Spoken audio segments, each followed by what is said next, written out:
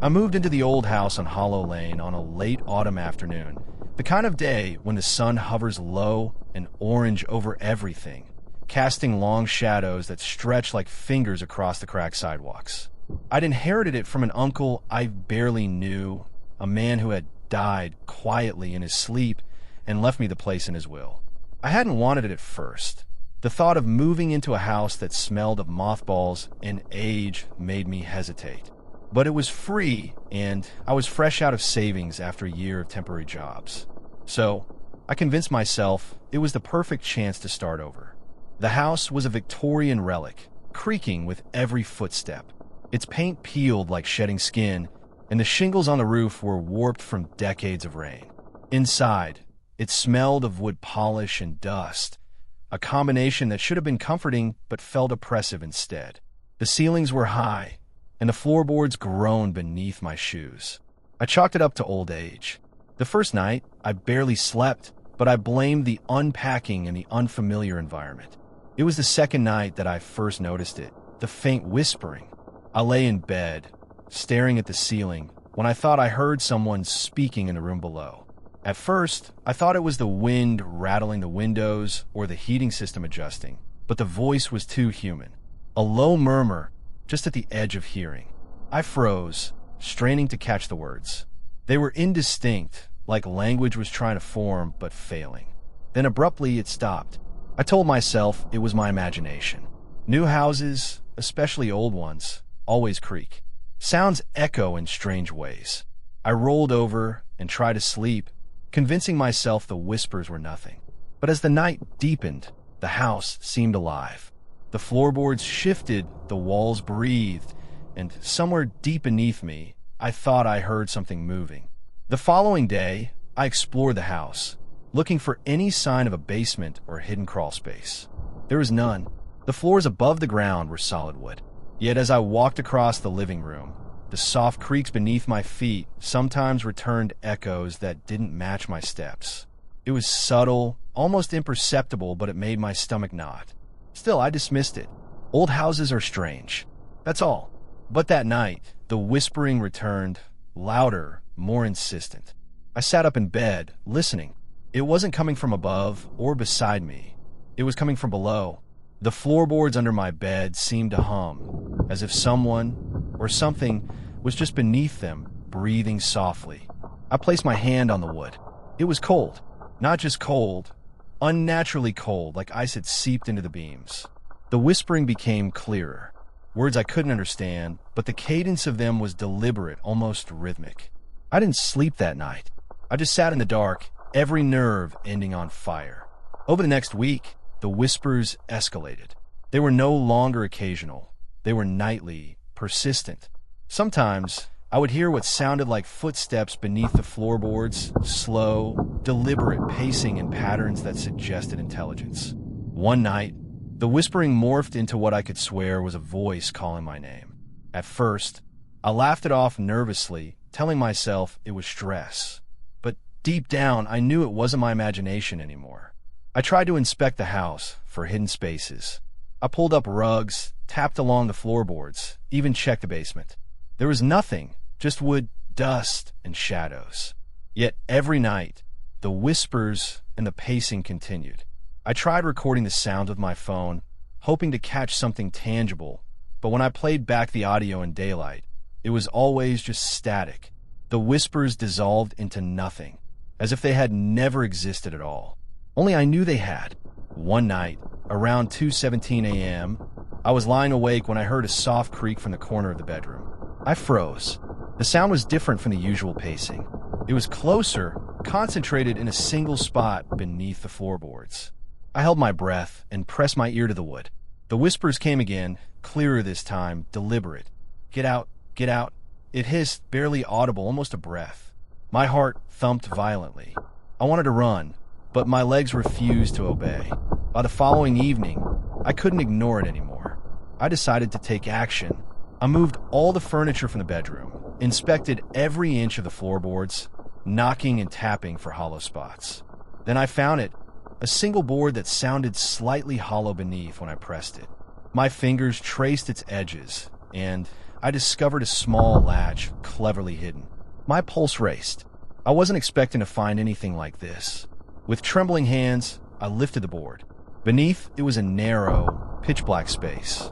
Just a slit, maybe 3 feet deep and long enough to fit a person's body if they crawled sideways. It smelled like damp earth and decay, like the smell of a grave dug up.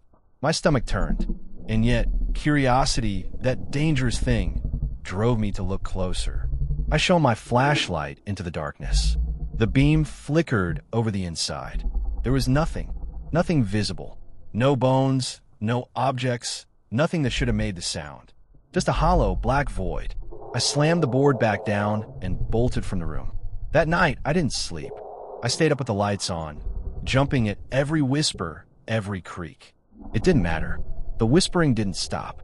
And then, just before dawn, I heard something I will never forget. A soft tap, tap, tap directly beneath my bed, like fingernails gently wrapping the wood. Then another, tap, tap, tap, louder. And then a final series, tap, tap, tap, tap, urgent, insistent. I don't know how to describe the fear that gripped me.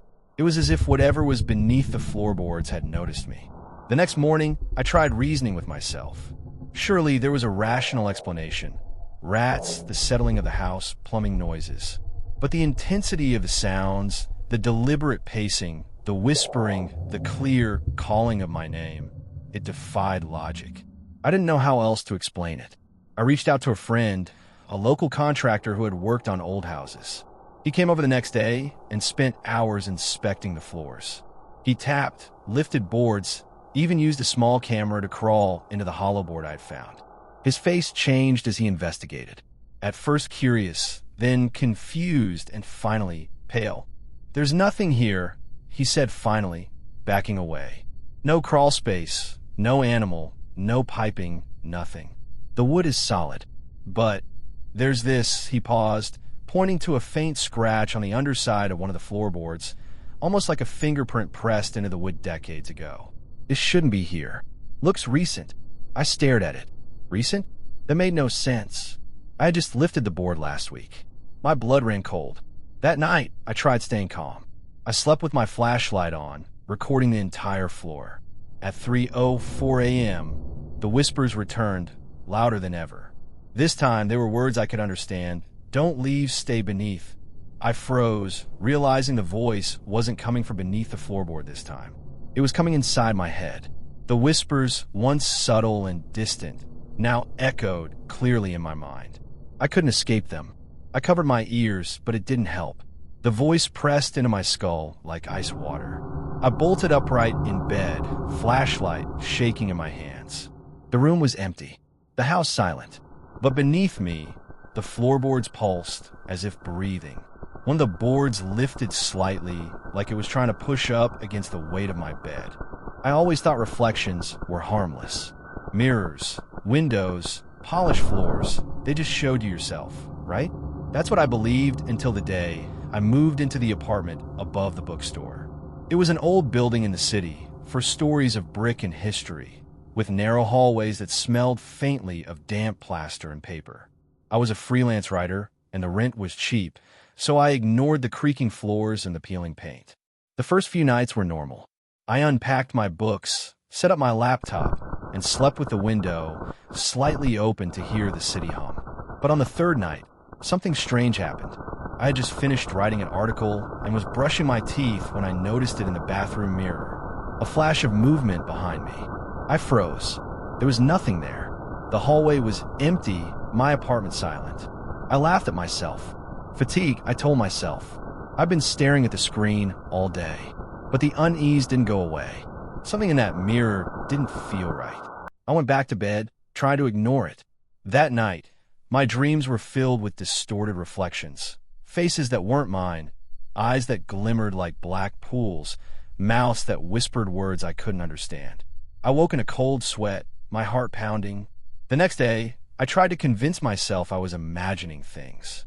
I went about my routine, coffee in hand, computer humming, street sounds filtering through the cracked window. But the mirror in the bathroom became a magnet for unease. Whenever I passed it, even in daylight, I felt watched. And sometimes, just out of the corner of my eye, I thought I saw the reflection move when I didn't. A week passed, and the incidents grew more pronounced. It wasn't just a bathroom mirror anymore. The polished surface of my laptop, the glass of the kitchen table, even the window looking out onto the alley, I started noticing subtle differences. Reflections that lagged behind reality. Movements that didn't match mine.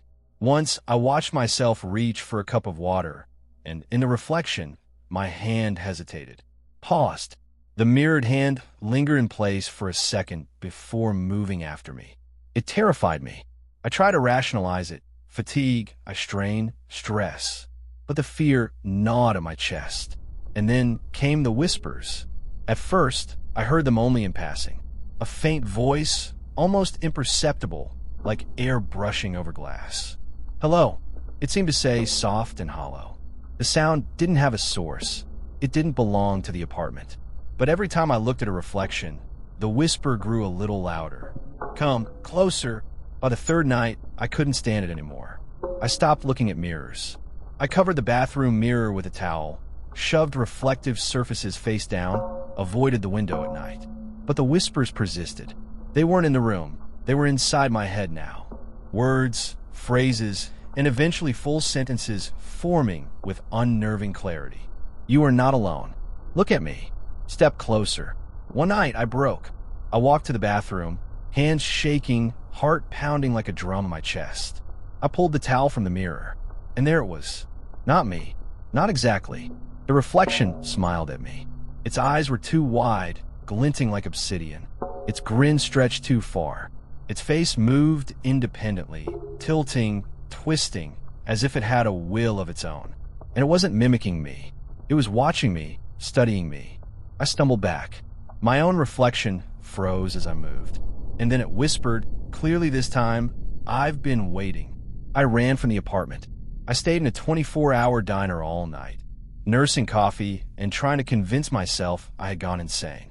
When dawn broke, I returned. The reflection had reverted to normal. The mirror showed only me, my terrified expression, and nothing else. I told myself I had hallucinated it. Exhaustion, stress, paranoia. Rational explanations. But the next night, it returned. I learned quickly that it was patient. It didn't appear immediately. It waited for me to be alone, exhausted, vulnerable. I try not to look, but reflections have a way of finding you. On a dark night, even the tiniest glimmer in the glass was enough. The first time it appeared again, I caught it in the window looking out onto the alley. It wasn't my apartment mirror.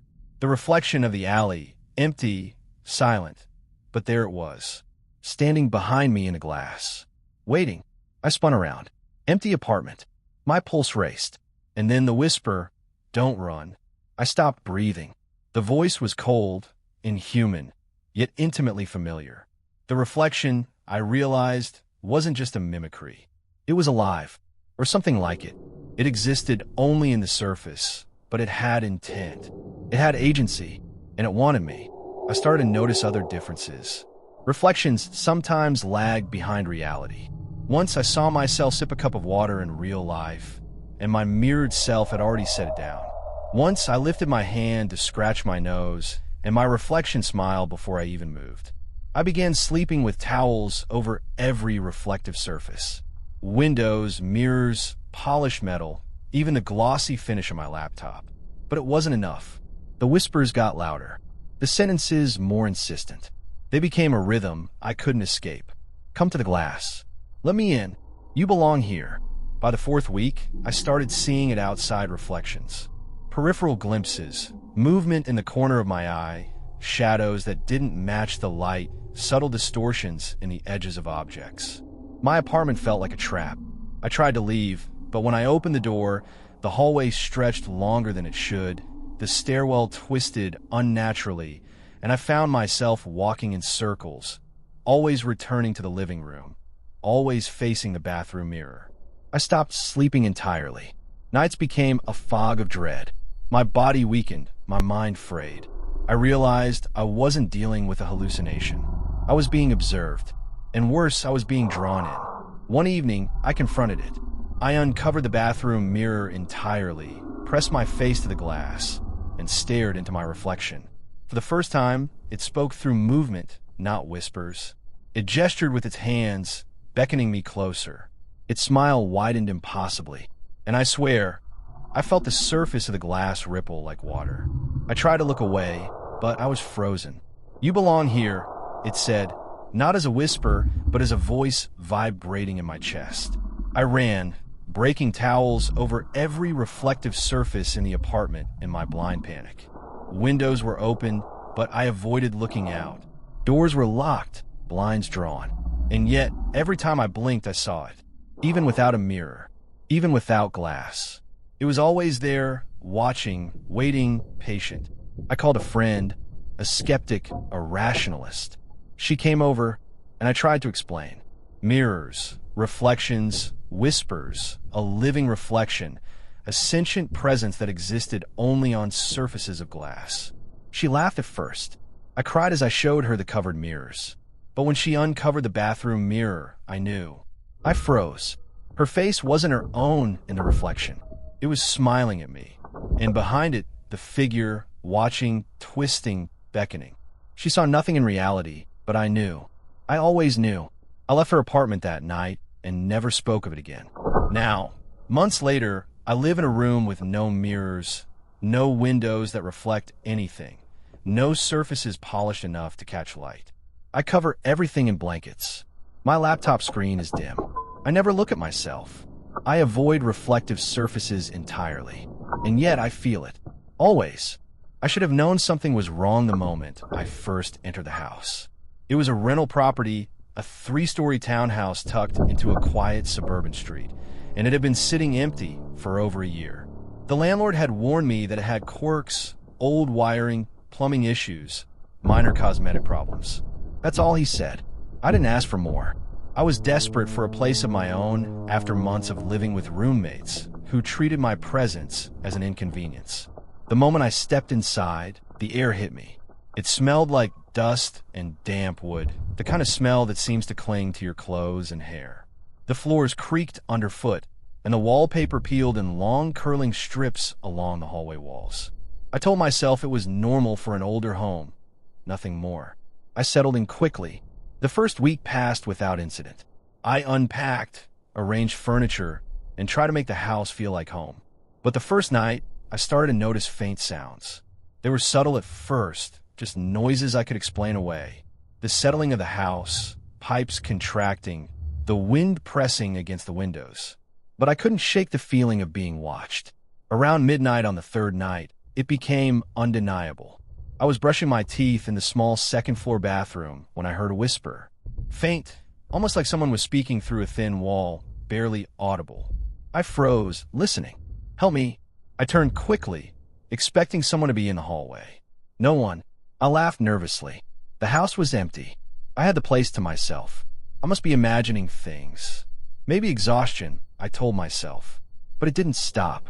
That whispering continued every night. At first, it was soft murmurs, unintelligible, like voices speaking in another language. Then, slowly words began to form. Clear words, pleading words, commands, names. I heard my own name spoken over and over, soft but insistent, calling me from rooms I hadn't even entered yet. I tried to rationalize it. Maybe the previous tenants had been careless with recordings, leftover audio devices, maybe neighbors with loud voices. But the voices didn't follow normal logic. They didn't come from above or below, behind or ahead. They seemed to emanate from the walls themselves, from the very structure of the house. One night, I couldn't take it anymore. I decided to explore, to find the source. I followed the whispering through the hallways, creeping down the stairs, flashlight in hand. It was always faint, but it led me, guiding me toward the back of the house. That's when I found it. A door I hadn't noticed before. A small, unassuming door tucked under the staircase. Its paint was faded, scratched, as if it had never been opened in decades. But the whispers came from behind it. Urgent now, frantic, desperate. I reached for the knob. My hand shook violently. The air around me seemed to grow colder.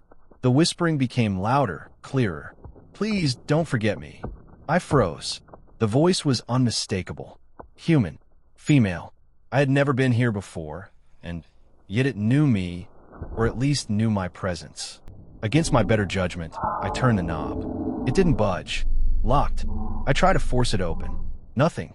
The whispers intensified, almost screaming now, each syllable sharp and urgent. I backed away, heart hammering, but I couldn't leave. Something about the sound compelled me to stay. I stayed there, pressed against the door, listening to the voices writhing and crying behind it until the sun began to rise. I called the landlord the next day. He was evasive. He told me the door led to a small storage space. Nothing significant. But when I insisted he check it, he hesitated, then told me it had been locked for reasons we don't discuss with tenants. He refused to elaborate. I felt my stomach twist into knots. There was something wrong with that room. That night, I lay in bed listening. The whispers were back, softer this time, as if trying to coax me to sleep. But I couldn't. I got up and paced the living room, feeling the air grow heavier with each step. Around 2:30 a.m., I heard again the faintest creak of a floorboard beneath the locked door. I wasn't sure I could explain it logically. Old houses creak, floors settle, but the movement sounded intentional, calculated. And then I heard the voice again, this time unmistakably clear. Open it. I froze. I felt my hands tingle. My legs refused to move. The voice wasn't whispering now. It was commanding, and every instinct in my body told me not to obey. But I couldn't stop myself. I went to the door, knelt, and pressed my ear against it. The air on the other side was cold, unnaturally cold, like it belonged to another world. The whispers became a cacophony, overlapping, as if many voices were trapped together in that small space. I couldn't distinguish words anymore, only tones of desperation and sorrow. I tried to open it again. The key I found in the landlord's office didn't fit. My flashlight flickered and died. In the darkness, I felt something brush against my hand. Something soft, warm, almost wet. I screamed, stumbling backward, and the sensation vanished. Sleep became impossible. I barricaded myself in the living room, using furniture to block the doors. But the voices followed me. At first faint, almost in the corners of my mind, then louder, more demanding. They would call my name, whisper secrets, mimic my thoughts. Once, I awoke to hear someone breathing next to my ear, only to find the apartment empty. I began researching the house. The previous tenant had moved out suddenly, mid-lease, leaving everything behind. The real estate records were sparse. The house had been vacant on and off for decades, changing hands often and always quickly. Rumors circulated about strange occurrences, about tenants fleeing, about noises and shadows. One story mentioned a young woman disappearing in the house, her screams reportedly coming from the locked room under the staircase. I dismissed the rumors, but each night, the locked room reminded me that something had been trapped there, something that had learned, waited, and now recognized me. Weeks passed. My mental state deteriorated. I stopped eating properly. My apartment became dark, filled with blankets to cover every reflective surface. I avoided looking in windows, avoiding any surface that could amplify the presence of the voices. But it was useless. They existed beyond mirrors. They were in the wood, the plaster, the air itself. One night, the whispers escalated. They were no longer soft or indirect. They spoke in full sentences, clear, urgent, almost frantic. "We need you. You can free us. Open the door." I trembled. I knew what they wanted. I knew if I opened that door, I would be stepping into something irreversible. Yet at the same time, I felt a pull, an impossible compulsion to obey. I took a crowbar and approached the door. Every nerve in my body screamed at me to stop. I pressed the metal against the lock and felt the vibrations under my fingertips, like something alive was resisting. The whispers became a chorus, overlapping voices, crying, laughing, pleading. The door didn't budge. I slammed the crowbar against it repeatedly, each strike echoing through the house. The whispers surged, shrill and manic. My arms ached, my chest burned, my teeth gritted with panic. Finally, the lock gave. The door swung inward with a groan. Inside was darkness, absolute darkness, denser than any shadow I had ever seen. I shone my flashlight in. Nothing. No bodies, no furniture, no dust. Only the shadows pressed inward, as if the room itself had swallowed the light. Then I heard it.